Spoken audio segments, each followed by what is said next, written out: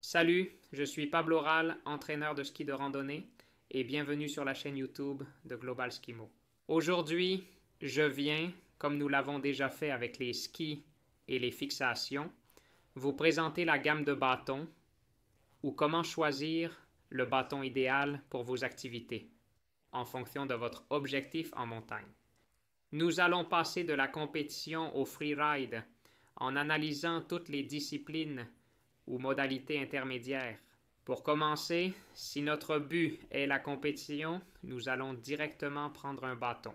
Bâton en une seule pièce pour rechercher cette rigidité maximale, cette attraction plus efficace et toute la transmission de force que nous employons au bâton dans sa vie. Soit vraiment bénéfique et nous fasse avancer. Mon conseil est que vous cherchiez une bâton en carbone, car il était beaucoup plus rigide et pour cette transmission de force, c'est très bien.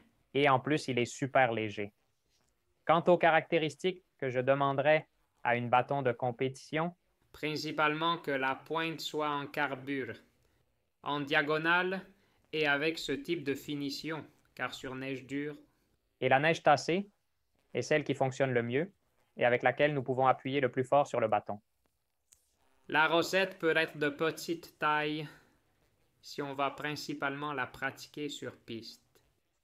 Et dans le cas de cette bâtonne Mezzarais, vous avez la possibilité de les échanger contre des rossasses plus grandes.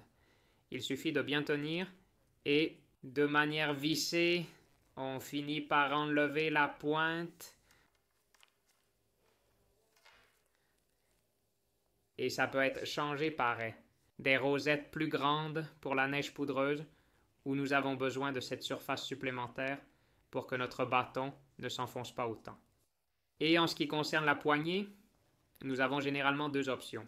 Une poignée classique en forme d'anneau. Lequel devons-nous prendre de bas en haut? Eh bien, nous appuyer ici.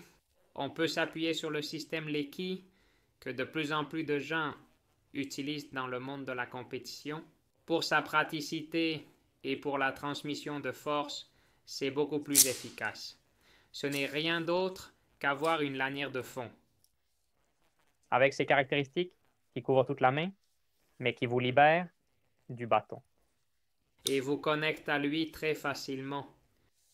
Alors, nous avons ces avantages d'une dragonne complète où, au moment d'appliquer de la force, toute la force se concentre exactement à l'endroit du bâton que nous voulons.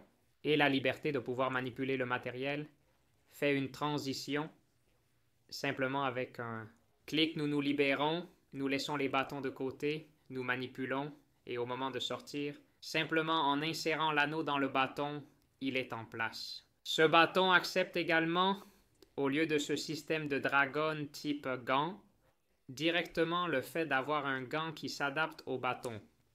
Si cette vidéo vous intéresse, abonnez-vous à la chaîne car je la mettrai en ligne dans les semaines à venir.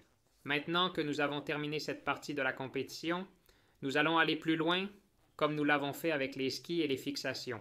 Ce profil, cet utilisateur qui aime toujours le léger, aller aérobique, pour qui la montée est assez importante et le poids donc aussi.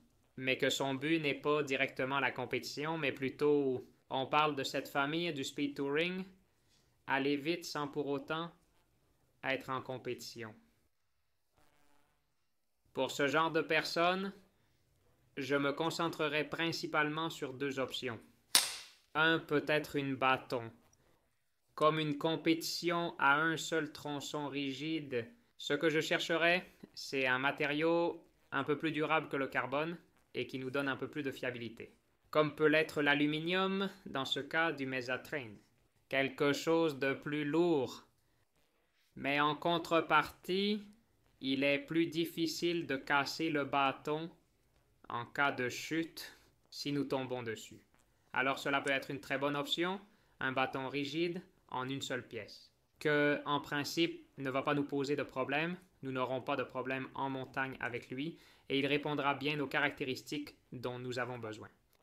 Pour ce profil déjà de speed touring, ce bouchon qui s'incorpore ici sous la poignée, je le trouve très intéressant, surtout pour les descentes.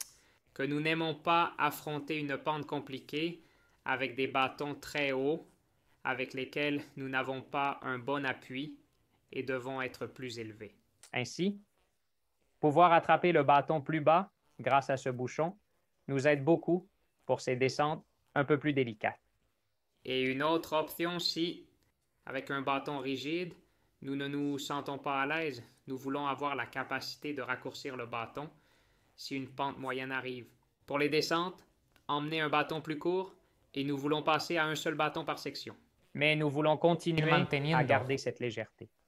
Nous avons ce modèle intermédiaire que, à première vue, il ressemble pratiquement à ces autres modèles dont nous parlions, mais si vous regardez de plus près, il intègre déjà ce système Speedlux, qui permet de régler la taille du bâton et puis mettre un bâton plus long pour la montée, avec lequel nous pouvons bien transmettre la force, comme si en descente, nous pouvions le raccourcir pour être à l'aise, avec un bâton maniable. Ce bâton a un décor en aluminium et un autre décor en carbone. Donc il reste sur une canne en deux parties, mais qui est assez légère. Et en ce qui concerne la poignée, elle est déjà équipée d'une poignée Aergon avec mousse, que elle est agréable au toucher, la main repose confortablement grâce à sa courbure. À l'arrière ici, nous avons également une tête plus volumineuse. Au cas où nous voudrions prendre le bâton d'en haut pour une approche en marchant ou un tronçon très raide, dans lequel nous préférons nous appuyer sur la partie supérieure du bâton, qui est déjà conçue avec cette ergonomie à l'esprit. Et après avoir parlé de cette famille, du speed touring, nous allons un peu plus loin et maintenant, nous allons au plus grand, où il y a plus de variété. Les utilisateurs qui recherchent pour le ski de randonnée pour faire des excursions. Le poids est toujours pris en compte, mais ce n'est plus le facteur principal. Ce n'est pas seulement la différence que nous prenons en compte, mais nous recherchons aussi le confort. Nous cherchons des prestations et pour cela, nous avons plus de choix, non? Ici, en général, je chercherais une canne en deux parties, qui est beaucoup plus résistante que celles en trois parties. À ce sujet, et sur les avantages et les inconvénients, j'ai une vidéo que vous pouvez regarder. Je vous la mets en haut pour que vous puissiez la voir. Et avec ce système à deux sections, nous pouvons ajuster une mesure un peu plus longue pour la montée et une plus courte pour la descente. De plus, nous gardons la poignée en mousse comme expliqué précédemment, avec une partie ici pour une meilleure prise en main si nous voulons la tenir par le bas. Aussi cette partie haute où nous pourrions l'attraper à certaines occasions. Et la différence principale avec cet autre modèle dont nous parlions, plus conçu pour le speed touring, c'est que la pointe qu'il a n'est pas cette pointe compétitive, cette pointe est tranchante, conçue uniquement pour les neiges dures ou plus centrée là-dessus, mais nous avons une pointe à 360 degrés avec un bord tranchant tout autour que je boucle. Très valable pour les neiges dures, mais qui agit désormais à 360 degrés et peu importe l'angle avec lequel on plante le bâton à n'importe quel niveau, aucune circonstance ne nous attrapera. La rosette aussi change beaucoup. Nous avons une rosette plus circulaire et celle-ci en particulier a cette forme qui n'est pas circulaire. Pour que ce côté soit plus plat, manipuler les fixations, ajuster une hausse et manipuler tout cela plus facilement et aussi en cas de croûte de neige. Sur la peau, sur la semelle du ski, qu'on puisse retirer avec la même rosette.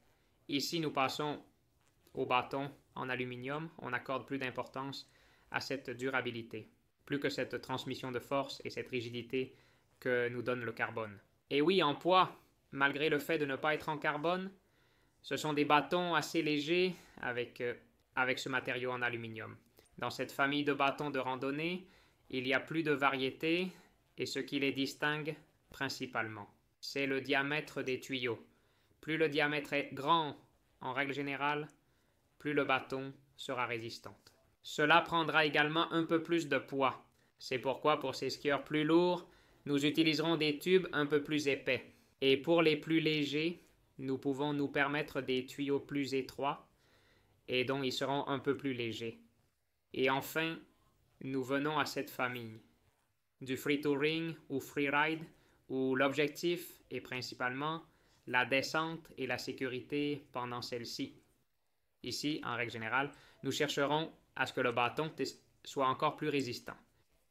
Pour que le bâton puisse supporter des chutes assez dures, il serait également utile qu'il soit réglable afin de pouvoir porter une taille différente en montée qu'en descente, bien qu'il soit possible que nous décidions. Porter une taille unique et un bâton plus court, et c'est tout. Voilà. La montée consiste simplement à penser aux approches, pas tant aux grandes routes. Et la caractéristique la plus intéressante, c'est pourquoi j'ai choisi précisément le Spitfire 3D. C'est que la poignée est conçue de manière à ce que, en cas de chute ou de non, prenez une avalanche. Il peut sauter et nous libérer du bâton. C'est très intéressant car, en cas d'avalanche, par exemple, si elle nous attrapait avec le leash, le bâton servirait d'ancre et nous tirerait vers le fond. Nous resterions au fond du réservoir et on ne pourrait pas rester sur la partie la plus haute grâce à ces ancres qui font office de bâton et de ski et que nous avons attachées. Et en cas de chute, pendant qu'on skie, celui qui tient le bâton est resté attaché à nous est très dangereux du point de vue des blessures à l'épaule. Le bras en général, car il reste accroché et ne tourne pas. Ou même du doigt typique du skieur qui tombe avec le bâton. Ça te fait mal au pouce. Avec la technologie intégrée de l'Eki, le bâton saute et vous libère automatiquement. Il n'a tout simplement pas ce confort, comme nous l'avons mentionné précédemment, d'entrer et de sortir. Mais en cas de chute, et je vais le faire brusquement pour qu'il saute, regardez comment je ne touche pas le bouton. Et si nous appliquons plus de 20 kg au bâton, nous nous libérons automatiquement. J'espère que cette vidéo, récapitulant tous les modèles de bâtons possibles, vous a été utile et que vous avez trouvé votre modèle idéal. Laissez-moi un like si c'était le cas. Et à propos de cette technologie du bâton L'Eki qui saute en cas de chute, vous avez ici une vidéo où je l'explique plus en détail. Abonnez-vous si ce n'est pas déjà fait. Et on se revoit bientôt avec une autre vidéo. Au revoir.